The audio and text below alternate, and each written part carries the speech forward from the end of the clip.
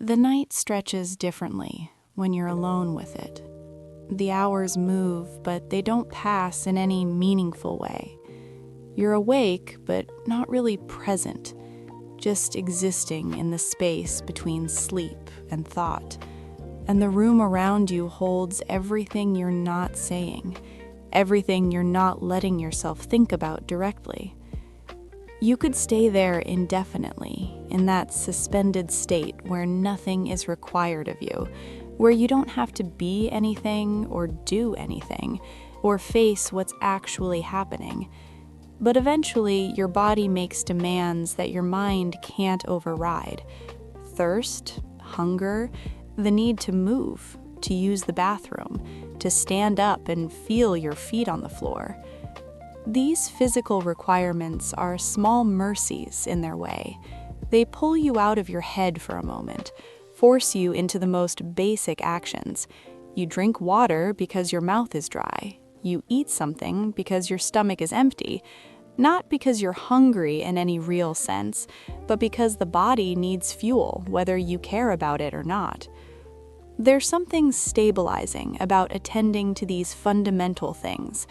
Showering, even when it feels pointless. Getting dressed, even if you're not going anywhere. Making the bed, even though you'll be back in it later. These actions don't fix anything, don't change the reality of what you're going through, but they create a structure, a rhythm, a series of small tasks that occupy your hands and give your mind something concrete to focus on. You move through the apartment and everything looks the same as it did before, but it registers differently now. The couch where you used to sit together, the kitchen where you made coffee in the morning, the small routines and rituals that involved another person, they're all still there, but they feel hollow, like props in a play that's no longer running. You could sit with that hollowness, let it fill you, let it become the only thing you notice. Or you could do something else, something that has nothing to do with any of it. Clean the kitchen, organize a drawer, water the plants that have been slowly dying while you weren't paying attention. Small tasks that require just enough focus to keep you from spiraling, but not so much that you can't do them on autopilot. The act of cleaning is particularly useful in this way. It's methodical, repetitive, visible. You can see the difference between before and after. The counter that was cluttered is now clear. The floor that was dirty is now clean. These are small victories that don't mean anything in the larger context of your life, but they're real, they're tangible, and right now that's worth something. Time still moves strangely. An hour can feel like 10 minutes or 10 hours, depending on what you're doing, what you're thinking, whether you're managing to stay present, or whether you've drifted back into the loop of thoughts you're trying to avoid. You check the clock and realize it's only been 20 minutes since you last looked, or you lose track entirely, and suddenly it's afternoon and you don't know where the morning went.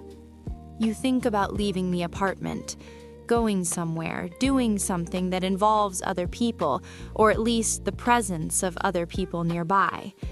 But the thought of being in public, of having to perform normalcy, of possibly running into someone who knows you and having to explain or deflect or pretend you're fine, it's too much. So you stay inside, in the contained space where you don't have to be anyone. But staying inside for too long creates its own problems. The walls start to feel closer, the air feels stale, your thoughts circle in the same patterns because there's nothing new coming in to disrupt them. Eventually, you'll need to go out, even if just to walk around the block, even if just to sit on a bench somewhere and watch people pass by. When you do finally go outside, the light is different than you expected. Brighter, harder, more insistent. It takes a moment for your eyes to adjust, for your body to remember how to move through space that isn't your apartment. You walk without a particular destination, just putting one foot in front of the other, and the movement itself is enough. There are people everywhere, living their regular lives, having their regular days. Someone is walking a dog, someone else is on the phone, laughing. A couple is sitting at a cafe, leaning toward each other across the table. And you're moving through all of it like a ghost, observing but not participating, present but separate. It's strange how the world just continues, how everyone else's life keeps going at its normal pace while yours has stopped or fractured or whatever it is that's happened. You knew this intellectually, obviously, but seeing it, being in it, that's different. There's something almost comforting about it. The fact that the world doesn't care about your personal catastrophe, that it just keeps turning regardless. You notice small things because you're not thinking about much else. The way the light hits the leaves on the trees, the sound of traffic in the distance, a bird sitting on a railing, completely still, just existing. These observations don't mean anything, they're not profound, they're just what's there when you look at something other than the inside of your own head. Walking helps in a way that staying still doesn't. It gives your body something to do, uses energy that would otherwise feed the circling thoughts. You don't have a destination, you're just moving, and there's a kind of permission in that. You don't have to be going anywhere specific, you can just be in motion. You pass a park and there are children playing, their voices high and bright, completely absorbed in whatever game they've invented. They're not thinking about anything beyond this moment, beyond this game, beyond the immediate reality of running and laughing and being. You used to be like that once, able to be fully present in a single moment, before everything became so complicated, so layered with meaning and history and anticipation. You keep walking, and eventually you end up somewhere you didn't plan to be. Maybe a part of the city you don't usually visit, maybe just a street you've never walked down before. It doesn't matter where, what matters is that it's unfamiliar, that it doesn't hold any memories or associations, that you can be here without being reminded of anything. There's a coffee shop you've never been to, and you go in, order something just to have a reason to be there, find a seat by the window. You watch people pass on the street, and you think about how every single one of them has a life as complex as yours, has their own struggles and heartbreaks, and moments of feeling completely alone in a crowded world. You've heard this idea before, obviously, but right now it lands differently. The coffee is too hot at first, then it's perfect, then it's lukewarm. You drink it anyway, you're not really tasting it, just going through the motion, but the warmth is nice. The weight of the cup in your hands is grounding. These small physical sensations, there's something to hold on to when everything else feels untethered. You could stay here for hours, just watching, just sitting, but eventually you'll need to go back, to return to your apartment, to face the evening and the night and all the hours that stretch out ahead of you. The thought is heavy, but not unbearable. You've made it this far. You'll make it through the next part too, not because you're strong or brave or any of those words people use, but because you don't really have another option. The walk back is slower than the walk out. Your body is tired now, or maybe just your mind is tired and your body is responding to that. Either way, you move more deliberately, paying attention to each step, to the feeling of your feet against the ground, to the air moving in and out of your lungs. When you get back to the apartment, it's exactly as you left it. Nothing has changed except that time has passed and you've been somewhere else for a while. You could see this as depressing, the sameness of it, the fact that nothing is different, or you could see it as neutral, just a fact, just the reality of where you are. You make dinner, even though you're not particularly hungry, something simple that doesn't require much thought. Pasta, maybe, or eggs. something you can prepare without having to reference a recipe or make decisions. The act of cooking is meditative in its way, the chopping and stirring and timing, the transformation of raw ingredients into something edible. You eat at the table instead of in front of the television or in bed. This is a small thing, but it feels important somehow. This decision to sit properly, to use a plate and utensils, to engage with the act of eating rather than just consuming food while distracted. It's a way of treating yourself with a basic level of care, even when you don't particularly feel like you deserve it or even want it. After dinner, there are dishes to wash, surfaces to wipe down, small tasks that fill the space before bed. You move through them mechanically, not thinking, just doing. And then there's nothing left to do, and it's still too early to sleep, and you have to figure out how to occupy the next few hours. You could watch something, read something, scroll through your phone. All of these are ways to pass time, to distract yourself, to avoid being alone with your thoughts. And maybe that's fine. Maybe distraction is a valid strategy. Maybe you don't have to sit with everything all the time. Maybe it's okay to give yourself a break from the internal monologue. But eventually, when you're lying in bed in the dark, there's no more distraction available. It's just you and the quiet and whatever thoughts have been waiting for a moment when you're not busy enough to ignore them. And you can fight them, can try to push them away, can attempt to force yourself to sleep before they fully form. Or you can just let them come, let them be there. Acknowledge them without engaging with them too deeply. This is the hardest part, this space between waking and sleeping, where everything feels too present, too real, too much. Your mind replays conversations, moments, decisions. It shows you all the ways things could have been different, all the signs you missed or ignored, all the questions that don't have answers and probably never will. You could get up, could turn on the light, could try to reset somehow. Or you could just stay here in the dark and let whatever needs to happen, happen.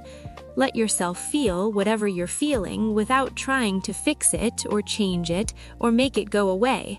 Just exist in it for a while, knowing that it won't last forever, that eventually you'll fall asleep and then it will be morning and there will be other things to focus on. Sleep comes eventually, fitfully, but it comes. And then there's the morning and the light returning and the whole cycle starting again. Another day to get through, another series of hours to fill, another opportunity to do the small things that keep you anchored to reality. You wake up and for a moment you forget, and then you remember, and the weight settles back in. But it's slightly different than it was yesterday. Not better, not lighter, just different. Your body is sore from sleeping poorly. Your mouth is dry. You need water, coffee, food. The same basic needs presenting themselves again, demanding attention. You get up because staying in bed isn't actually rest, it's just avoidance. You go through the morning routine, the bathroom, the kitchen, the small rituals that mark the beginning of the day. And as you move through these actions, as you look out the window and see the sky and the buildings and the trees, you notice that the world is still here. It didn't disappear overnight. It's still turning, still existing, still offering itself to you, even when you're not sure you want to engage with it. There are people already out there, already moving through their days. The person walking their dog is a different person than yesterday. Or maybe the same person, it doesn't matter. What matters is that life is happening, has been happening, will continue to happen regardless of your participation.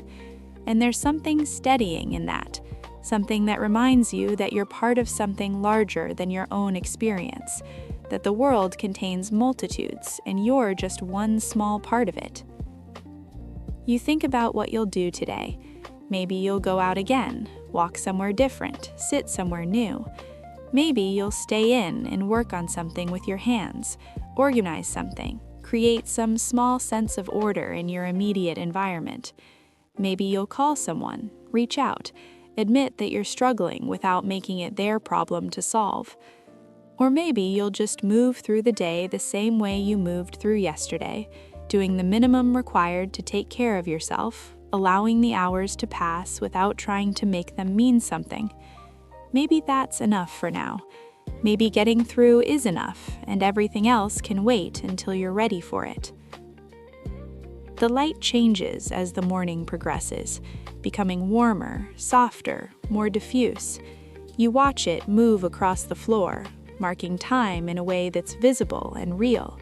And you're here watching it, which means you're still here, still present, still capable of noticing something outside of yourself.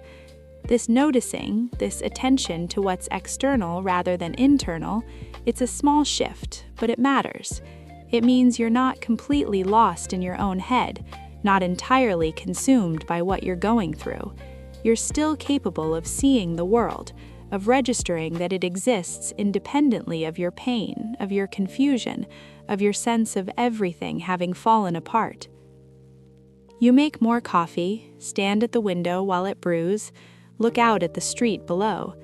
There are cars passing, people walking, the ordinary machinery of daily life in motion, and you're separate from it, but also part of it, watching but also visible, alone but also connected to this larger pattern of existence. The coffee is ready, and you pour it, add whatever you add, take it back to the window. The warmth of the cup, the smell, the taste, these are constants. They haven't changed just because everything else has. And there's something reassuring in that, in the fact that some things remain exactly as they were, that not everything has been touched by what happened. You think about time, about how it's supposed to heal things, make things easier, create distance between you and what hurts. But right now, time just feels like something you're trying to get through, hours that need to be filled, days that need to be survived. You're not thinking about healing or moving on or any of those future-oriented concepts. You're just thinking about making it to tonight, and then to tomorrow, and then to the day after that. And maybe that's all you can do right now. Maybe that's all anyone can do when they're in the middle of something hard. Just keep going. Keep doing the small necessary things. Keep showing up to your own life even when it doesn't feel like a life you recognize anymore. Keep breathing, keep moving, keep noticing that the world is still here, that there are still things to see and hear and touch that exist outside the confines of what you're experiencing internally. The day will unfold however it unfolds. There will be moments that are harder and moments that are easier. There will be times when you forget for a second and times when it hits you all over again. There will be small tasks that ground you and empty spaces that unsettle you. And you'll move through all of it because that's what you do. That's what everyone does. You keep moving even when you don't know where you're going. And somewhere in that movement, in that continuation, there's the possibility that things will shift, not dramatically, not all at once, but gradually. The weight might become more familiar, easier to carry. The sharp edges might soften.